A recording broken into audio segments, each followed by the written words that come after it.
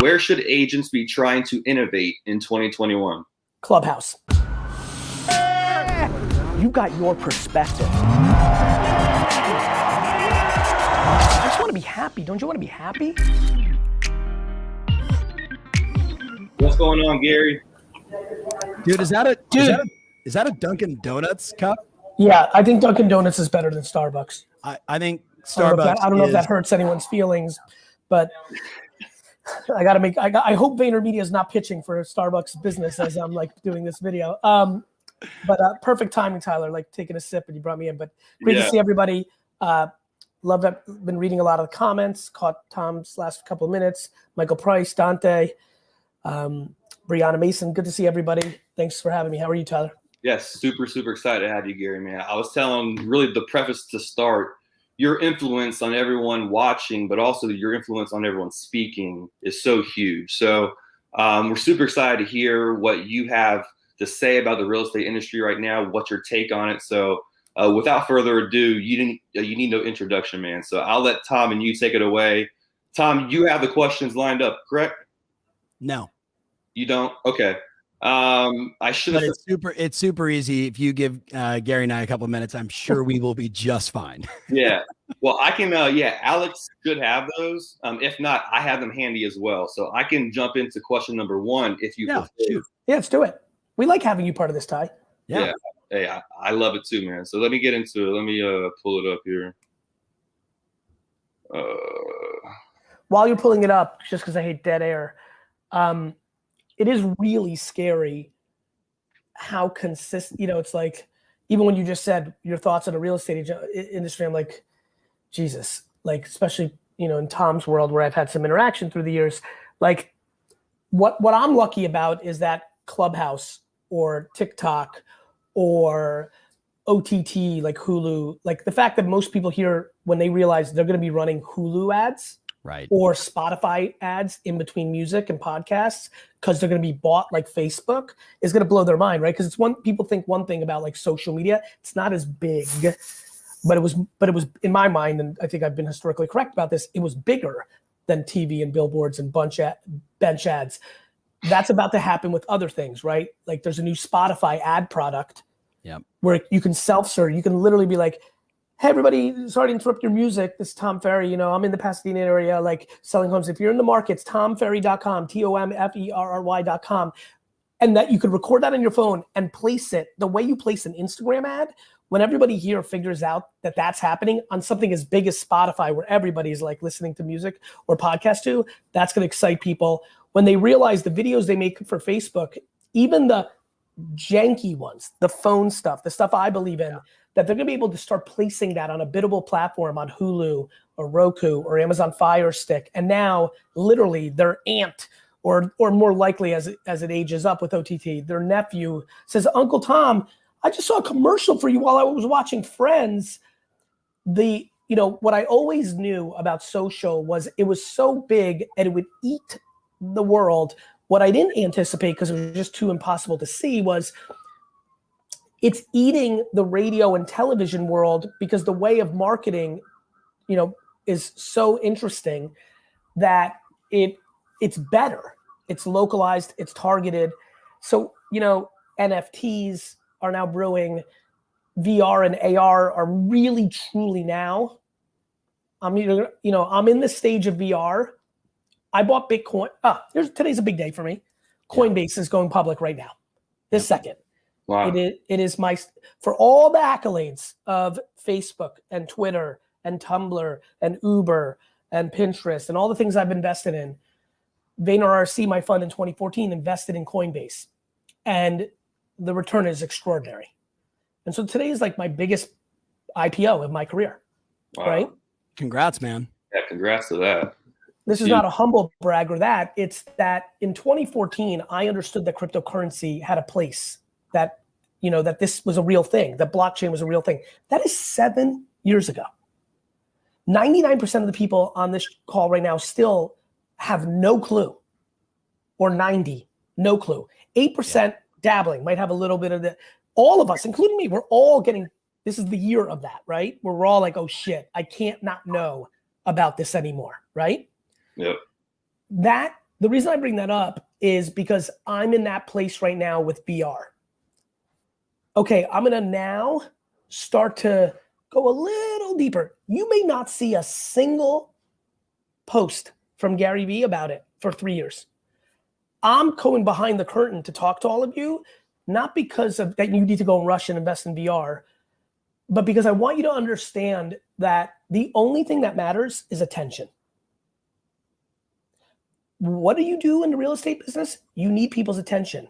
You need people's attention. So they say, oh, I like Tyler. I like Spencer. I like Todd Back. I like Patricia Jimenez. That's what you need. I like and trust Natalie Langford. Yep. Whether you saw that as, Cleveland's top broker as a billboard, whether you heard that on the radio, whether that came through on a Facebook post, whether that's your aunt told you that that's who she used to buy, whether you've been 23 years leading it, or you're a kid that's wearing a good suit because you're trying to act older and presentable, whatever it is, it's all the same game. Does somebody know I exist? And will they then do business with me? Yep. What I do and what I want everybody here to do is understand that if you don't obsess over the first part, the second part doesn't matter. Yep. You can be the greatest realtor of all time based on God. But if you go and yell that, God said I'm the best in the backwoods of Hunterdon County, New Jersey, where I did high school, and nobody's there, you're selling 0 homes. And the biggest disconnect I see in real estate is people get way too comfortable in what's worked, and it lulls them to sleep. And they don't have the interest in being in the branding game. They're so transactional, which is required, which I love. What has made me me is I love selling and I love branding. I like branding more because branding does selling for you when you're not selling. Nobody here, Dunkin' Donuts didn't call me and say, would you please come to our store this morning? I didn't get a cold call from Dunkin' Donuts this morning saying, would you like some coffee, sir? Right.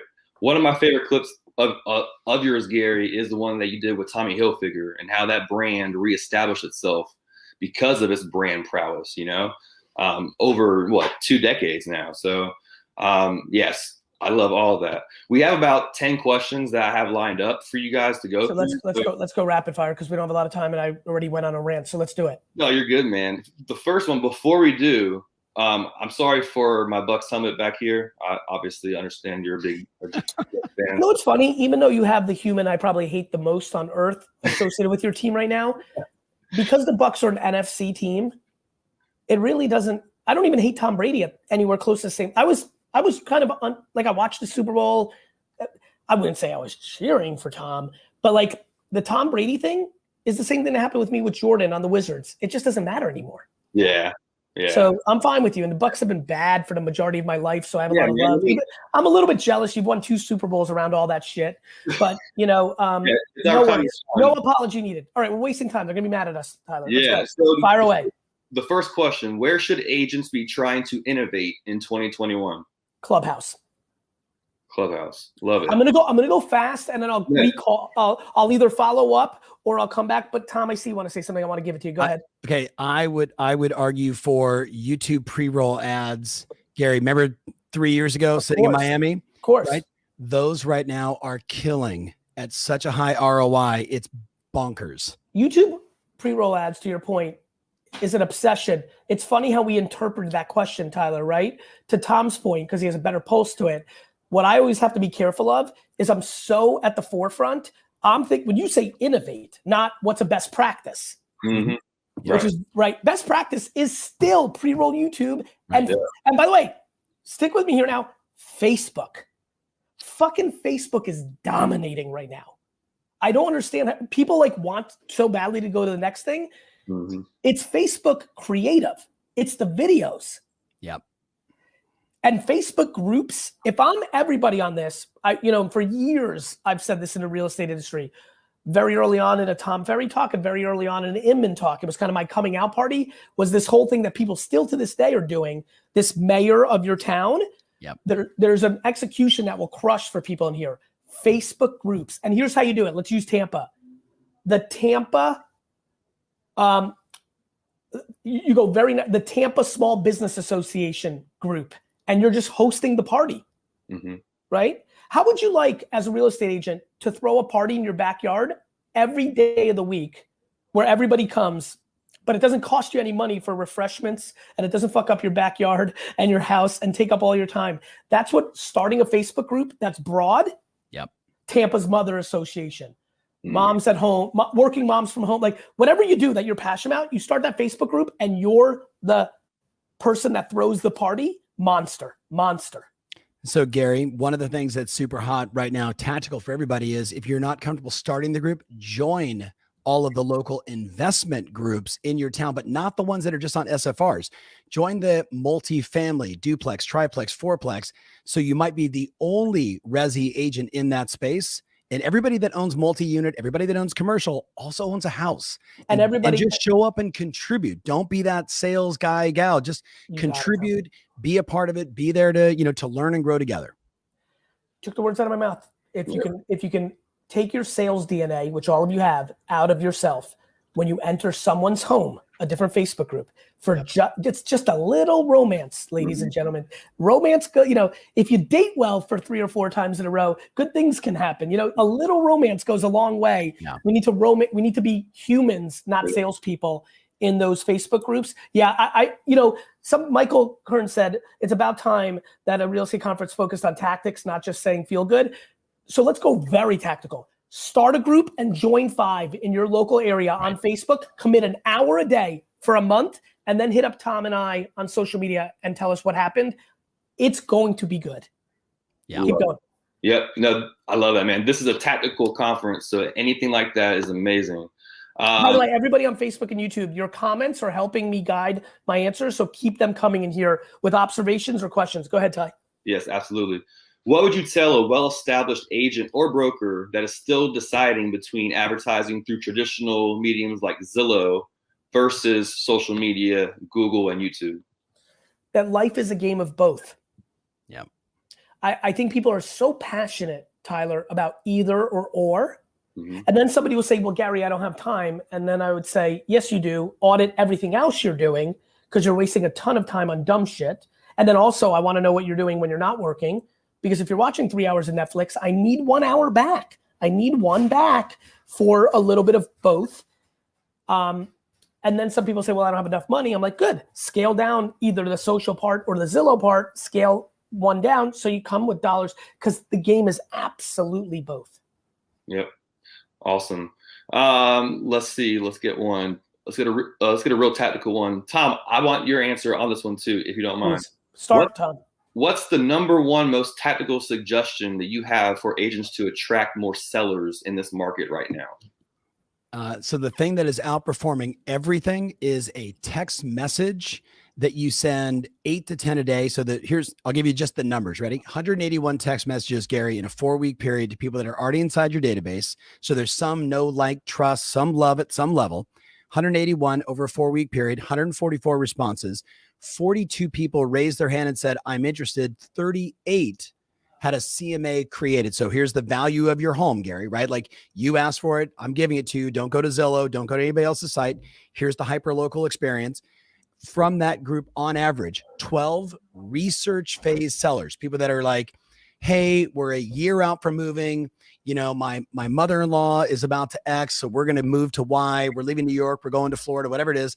A year out, so research phase sellers, and on average, 3 listings taken, and then 4 refis for buyers, and then usually 1 or 2 investors from that 181 test with about 1,000 different agents. So that, my friends, is the single most tactical thing you could do. But all it means is, hey, Gary, checking in. Hope you and the family are doing great. The real estate market in New York City is bonkers again. I'm curious, would you like to know the new value of your home? And instead of saying bonkers, say bananas, and do like 8 banana emojis, because it's going to catch people's eyes and imagination, and they're going to respond to it. And that's all the text is, right? So if you haven't talked to the person in 5 years, you might want to shoot them a little video and say, hey, Gary, checking in. Hope you guys are doing great. Just, sending you some love. I was walking down the street. Know you guys are in the neighborhood. Just wanted to say, yo. And then 2 weeks later, you send that text. But for the third of your database that's already warmed up to you, Start sending 8 to 10 of those text messages a day. Don't send 500 at once because you won't be able to handle the response. And actually, you're kind of think about your client experience will suffer. So yeah, that's what 8 does versus 500 is allows you to go deeper with each individual one, which allows you to create context and humanity. And humans are animals. We smell shit. We know when we're getting a bulk and everyone got this, and it's fuck you, Tom, instead of Tyler getting a text from me about a free Leonard Fournette signing that day. Now it's like, wait a minute, Gary actually had to write this. He's not sending a bulk to everybody about Leonard fucking Fournette, you know, and so that. Yeah, I've been on both sides of that. Like, I've done it myself. I've sent a manual text that I've done, but it's been too canned where, you know, people actually think it's an automated response, but it's actually me. So that's great perspective there to go. By the way, Tyler, I've had that as well through the years. One of the great moves for everybody when someone's like, wait a minute, this is spam, you literally make a video and be like, Tyler, I didn't spam you. Yep. Hope you're good, brother. And you send that, then it goes triple good. I love that. I actually prefer when people reply that this isn't really you. Gary, on the like on my, hey, text me up that you hooked me up with years ago. And people will go, is this really Tom? And I'm like, hey, Gary, it's me. Like, how can I help?